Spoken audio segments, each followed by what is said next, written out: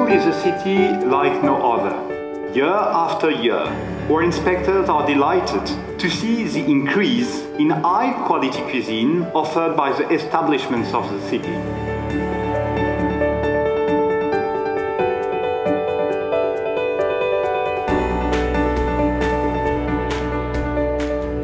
The Michelin Guide exists to highlight the talent of men and women who create culinary wonders day after day for dinners.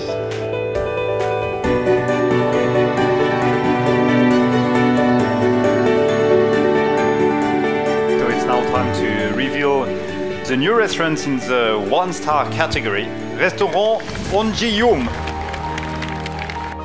Restaurant Pierre Gagnère, Restaurant Auprès, Restaurant Terreno, Restaurant Miyomi, Restaurant Evet, Votre Maison. We also have some addition to the two-star category this year. Restaurant Mossou, Restaurant L'Impression. And I'm very proud to announce that this year, Seoul is retaining the two 3-star restaurants, Restaurant Garonne and Restaurant Lion. I would like to congratulate all the chefs. It is thanks to you and your talented teams that Korea's cuisine shines very brightly tonight.